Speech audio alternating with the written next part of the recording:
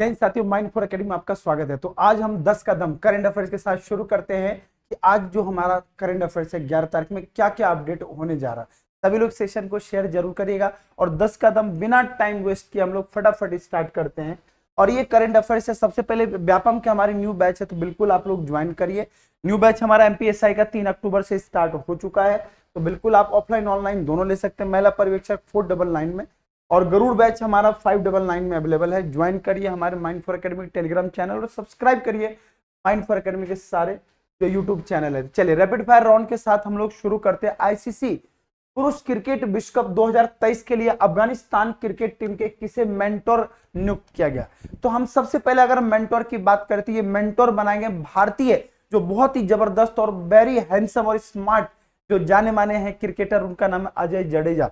तो अजय जडेजा जो है इनको अभी किनका बनाया गया है, तो ये अफगानिस्तान के इनको बनाया गया है, क्या मेंटोर बनाया गया। तो ये आप बिल्कुल याद रखिएगा। तो अजय जडेजा को अभी अफगानिस्तान क्रिकेट टीम के 2023 के वर्ल्ड कप का इनको क्या बनाया गया है, तो मेंटोर बनाया गया। तो ये बिल्कुल इनका कार्यकाल भी बहुत शानदार रहा था और लगभग 1992 से लेकर 2000 तक इनकी जो क्रिकेट में जबरदस्त योगदान थे। 196 इन्होंने अपना ओडीआई क्रिकेट खेला था। तो अजय जडेजा जो सबसे ज्यादा महत्वपूर्ण क्रिकेट प्लेयर थे उस समय जाने जाते थे। अभी हाल ही में किस फुटबॉल टीम ने सैफ SAFF, अब सैफ SAFF है साउथ एशियन फुटबॉल फेडरेशन। सबसे पहले इसका फुल फॉर्म होता है साउथ एशियन फुटबॉल फेडरेशन। और साउथ एशियन फुटबॉल फेडरेशन की जब हम बात करते हैं तो ये अंडर 19 का भी जो चैंपियन है भाई साहब, ये कौन है, तो आपका भारत। और भारत जो है इसका भी सैफ का 2023 का ये रिसेंट में कौन है, चैंपियन है।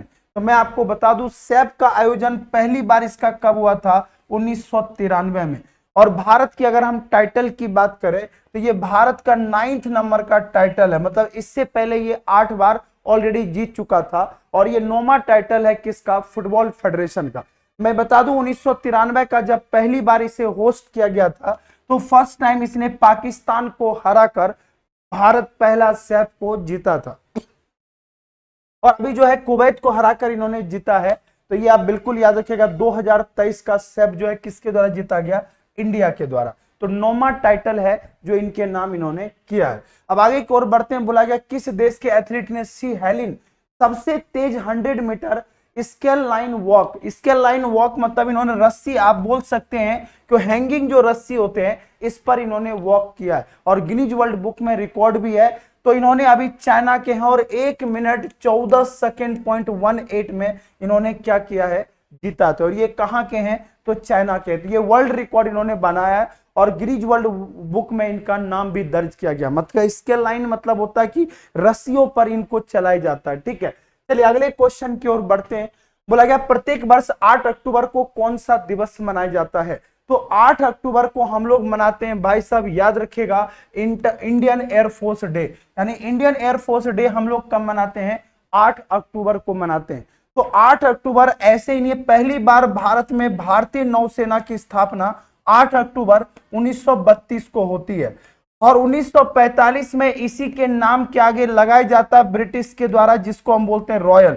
और उस समय बोला जाता था रॉयल इंडियन एयरफोर्स के नाम से इनको जाना जाता था और रॉयल इंडियन एयरफोर्स के नाम लगा दिया गया था। फिर इसको क्या कर दिया गया, हटा दिया गया और इसे 1950 में हटाकर इसका नाम रखा गया केवल इंडियन एयरफोर्स। और इंडियन एयरफोर्स के कारनामे आपको पता ही है जो सबसे ज्यादा चर्चे में।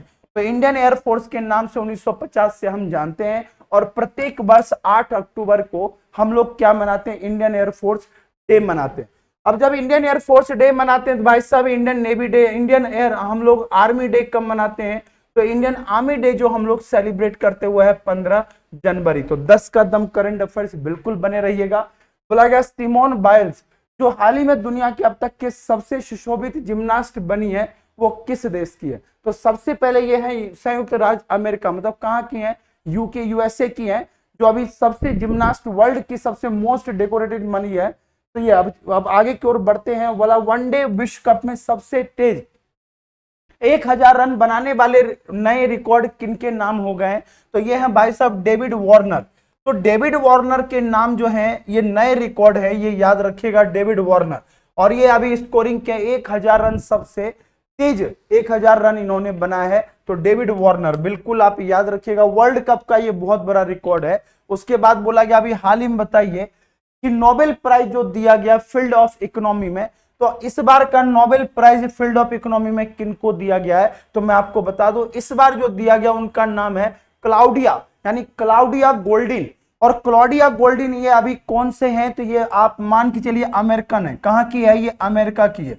और ये पहली ऐसी महिला होंगी जिनको सोलो मतलब ये अकेले इनको इकोनॉमिक्स का नोबेल दिया गया है। अब नोबेल क्यों दिया गया है, तो याद रखिएगा सबसे पहली चीज है कि इकोनॉमी में पहली बार जब हम अर्थशास्त्र की नोबेल की बात करते हैं तो पहली बार 1969 से अर्थशास्त्र में नोबेल दिया जाने लगा है। और इसमें पहली महिला बनी है जिनको सोलो, इनको अकेले मतलब इकोनॉमी में नोबेल दिया गया। और क्यों दिया गया, तो उसका सबसे बड़ा मुद्दा था विमेन लेबर, यानी विमेन लेबर जो महिला मतलब जो लेबर होती हैं, कर्मचारी होती हैं, उनके ऊपर इन्होंने इकोनॉमी में रिसर्च किया था कि वो कितना ज्यादा स्ट्रांग मानी जाती हैं वर्किंग फील्ड में, और इसी के लिए ऊपर इनको यहां पर दिया गया। अब आगे की ओर बढ़ते हैं। बोला गया अभी हाल ही में जियो मार्ट के ब्रांड एम्बेसडर किसको नियुक्त किया गया है, तो जियो मार्ट के ब्रांड एम्बेसडर महेंद्र सिंह धोनी को अभी जियो मार्ट के ब्रांड एम्बेसडर नियुक्त किया गया था। ये जरूर याद रखिएगा, अभी इन्होंने अपना हेयर लुक भी जबरदस्त चेंज किया है और इसीलिए महेंद्र सिंह धोनी अभी बहुत ज्यादा चर्चे में।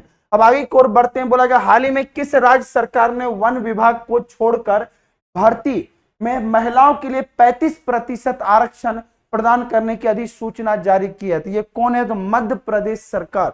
तो मध्य प्रदेश अभी जो है 35% आरक्षण दिया जाएगा महिलाओं को। अगर 100 सीट निकलती है तो उसमें 35 सीटें किसकी होगी, महिलाओं की होगी, केवल किस विभाग को छोड़कर, वन विभाग को छोड़कर। तो इसी बात में बताइए मध्य प्रदेश में अभी इलेक्शन का डेट अनाउंस हो गया है, तो 17 नवंबर को मध्य प्रदेश में अनाउंस होगा, मतलब इलेक्शन होगा और इसका रिजल्ट आपको 3 दिसंबर को मिलेगा। तो मध्य प्रदेश में विधानसभा की सीटों की संख्या कितनी है, तो विधानसभा सीटों की संख्या 230 है। तो याद रखिएगा मध्य प्रदेश के जो अभी वर्तमान में सीएम है शिवराज सिंह चौहान, और 17 नवंबर को इलेक्शन कमीशन ऑफ इंडिया चुनाव आयोग ने इसका डेट जारी कर दिया है इलेक्शन का, और काउंटिंग जो होगा वो आपका 3 दिसंबर को होगा। और यही मामा जी हैं, अभी जियो लाडली बहना अभी बहुत चर्चे में है, आपने देखा होगा, और अभी बहुत ज्यादा कंट्रोवर्सी में चल रही है।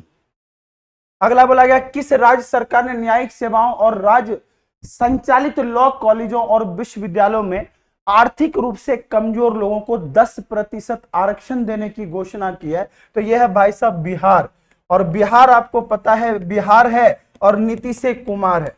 तो नीतीश कुमार अभी यहाँ के कौन है भाई साहब, सीएम है। और अभी सबसे ज्यादा चर्चे में वहां का 1,70,000 जो भर्तियां, ये बहुत ज्यादा अभी चर्चे में चल रहे हैं। तो बिहार जो है अभी इकोनॉमिक वर्ग से कमजोर लोगों को दिया जाएगा आरक्षण, ये जरूर याद रखिएगा।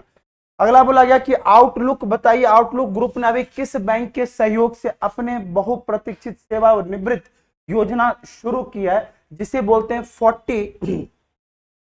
40 आफ्टर 40। और ये जो चलाया गया किसके द्वारा, तो आईडीएफसी फर्स्ट बैंक के द्वारा 40 आफ्टर 40 ये सेलिब्रेशन चलाया गया किसके लिए, तो आईडीएफसी फर्स्ट बैंक के द्वारा। बोला गया पेयू के वैश्विक मुख्य कार्यकारी अधिकारी मतलब सीईओ के रूप में अभी किसे नियुक्त किया गया, भाई साहब ये बिल्कुल याद रखिएगा जोशित रंजन शिकार को अभी बनाया गया है इनका हेड, ठीक है, ये बहुत ज्यादा चर्चे पेयू। अगर नीदरलैंड में जलवायु परिवर्तन क्षेत्र में अभी बोला गया आपसे कि बताइए डच विज्ञान के सर्वोच्च सम्मान स्पिनोजा जो पुरस्कार दिया गया है, तो बताइए किसको दिया गया, तो ये फटाफट इसको नोट कर लीजिएगा।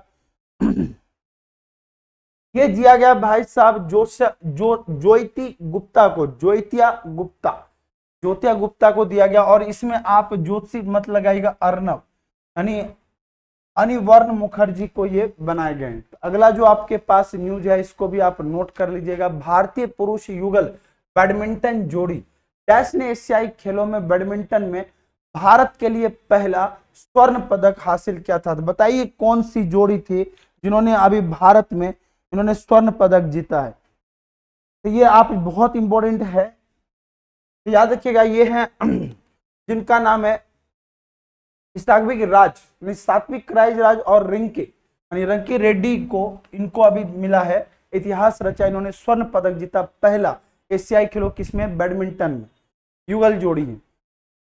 और अगला आपसे पूछा गया कितने गोल्ड मेडल भारत ने अभी जीता है 19th एशियन गेम। तो 19th एशियन गेम में इंडिया ने अभी लगभग क्या पूरे 107 गोल्ड मेडल, सॉरी 107 मेडल जीते हैं, जिसमें 28 गोल्ड मेडल है, जो सबसे ज्यादा चर्चे में। और अगर भारत की हम रैंक की बात करें तो इंडिया का रैंक यहाँ पर 4th नंबर पर है। ठीक है, चलिए सेशन अगर आपको अच्छा लगे तो बिल्कुल आप लाइक करिएगा, और 10 का दम जो हमने सीरीज स्टार्ट किया है इसी तरह डेली बने रहिए करंट अफेयर्स के साथ। 10 मिनट में पूरे दिन भर के करंट अफेयर्स का निचोड़ आपके साथ, माइंड फॉर एकेडमी के साथ। जय हिंद।